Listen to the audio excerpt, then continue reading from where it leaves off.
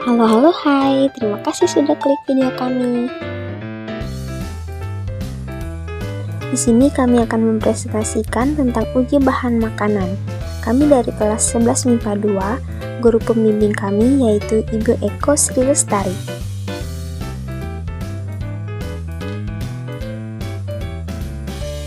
Kami adalah kelompok 4. Anggota-anggotanya yaitu Tiara Gresinta, Susi Kristiani, Rindiani, Nur Aisyah, dan Putri Handayani.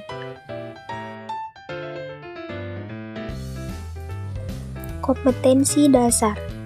Yang pertama, menganalisis hubungan antara struktur jaringan penyusun organ pada sistem pencernaan dalam kaitannya dengan nutrisi, bioproses, dan gangguan fungsi yang dapat terjadi pada sistem pencernaan manusia. Yang kedua, menyajikan laporan hasil uji zat makanan yang terkandung dalam berbagai jenis bahan makanan dikaitkan dengan kebutuhan energi setiap individu serta teknologi pengolahan pangan dan keamanan pangan.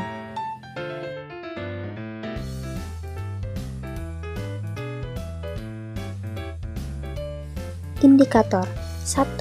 Siswa dapat memahami jenis dan bahan makanan yang mengandung karbohidrat, protein, lemak, dan vitamin. 2. Siswa dapat membuat zat kimia ke bahan makanan dengan benar. 3.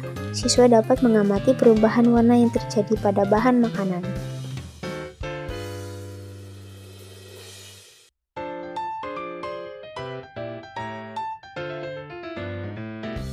Bahan-bahan yang diperlukan yaitu nasi, labu kuning, pisang, tahu, tempe, telur, jeruk, minyak goreng, mentega, larutan betadine atau lugol, larutan Velling A dan Velling B, dan air. Sedangkan alat-alat yang digunakan yaitu wortel dan alu, pipet tetes, plat tetes, gelas beker, spatula atau sendok.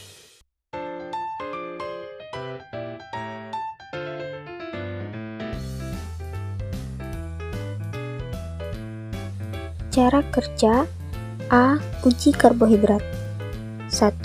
Haluskan semua bahan makanan dengan menggunakan mortal dan alu, lalu tambahkan sedikit air. 2. Letakkan 1-2 tetes bahan makanan pada nomor 1 di plat tetes. 3. Teteskan larutan betadine 5 tetes pada setiap bahan makanan tersebut. 4. Amati perubahan pada setiap bahan makanan. Jika bahan makanan berubah menjadi biru kehitaman, berarti mengandung karbohidrat. 5. Catat hasil pengamatanmu pada tabel pengamatan. B. Uji protein. 1. Haluskan semua bahan makanan dengan menggunakan mortal dan alu, lalu tambahkan sedikit air. 2. Letakkan 1-2 tetes bahan makanan pada nomor 1 di plat tetes. 3. Teteskan larutan Velling A 3 tetes dan Velling B 3 tetes pada setiap bahan makanan tersebut. 4. Amati perubahan pada setiap bahan makanan.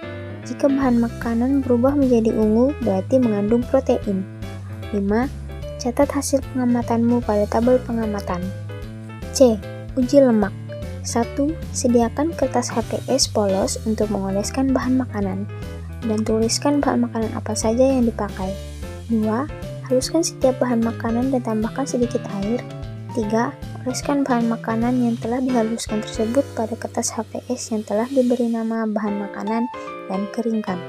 4. Amati perubahan yang terjadi. Jika mengandung lemak, maka kertas HPS akan transparan dan tidak hancur.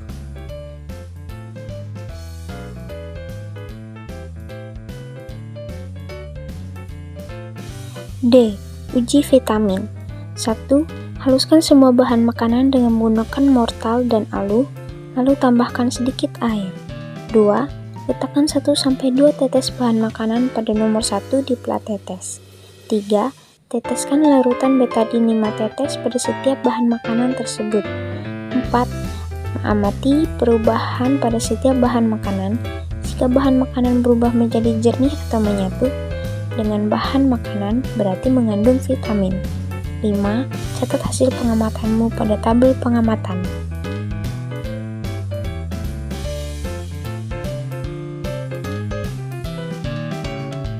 Hasil pengamatan. Hasil pengamatan dapat dilihat pada slide yang telah ditampilkan.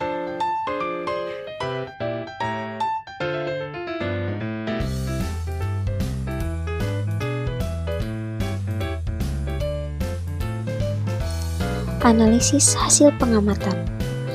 A. Bahan makanan apa saja yang mengandung karbohidrat? Jawabannya, nasi, labu kuning, pisang, dan kentang. B. Makanan apa saja yang mengandung protein? Jawabannya, tahu, tempe, dan telur. C. Bahan makanan apa yang mengandung lemak? Jawabannya, telur, susu, minyak goreng, dan mentega. D. Bahan makanan apa yang mengandung vitamin? Jawabannya, telur, jeruk, susu, dan mentega. E. Bahan makanan apa yang paling dibutuhkan oleh ibu hamil? Jawabannya, jeruk, susu, tempe, pisang, dan telur. F. Bahan makanan apa yang paling dibutuhkan oleh binaragawan? Jawabannya, labu kuning, pisang, tahu, tempe, telur, jeruk, dan susu. G. Apa yang terjadi apabila kita kekurangan zat bahan makanan karbohidrat, protein, lemak, dan vitamin? Jelaskan. Jawabannya, jika kita kekurangan mengonsumsi karbohidrat, maka kita dapat mengalami hipoglikemia atau penyakit kekurangan gula. Jika kita kekurangan mengonsumsi lemak, maka tubuh akan sulit menyerap vitamin dan kekurangan energi. Jika kita kekurangan mengonsumsi protein, maka tubuh kita dapat mengalami kwashiorkor. Jika kita kekurangan vitamin, menimbulkan gejala seperti gangguan pencernaan, kulit, pertumbuhan, hingga demensia.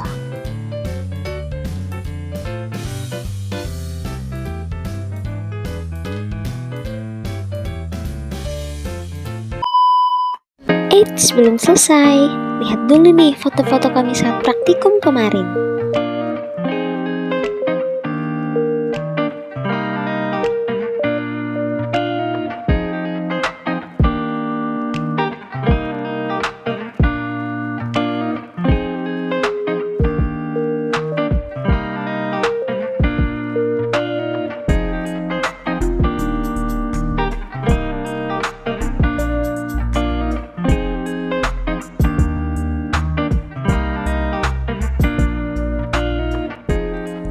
Waduh, panjang juga ya durasinya, udah mau 8 menit aja nih. Ya udah, itu dia presentasi dari kami kelompok 4. See you, bye-bye.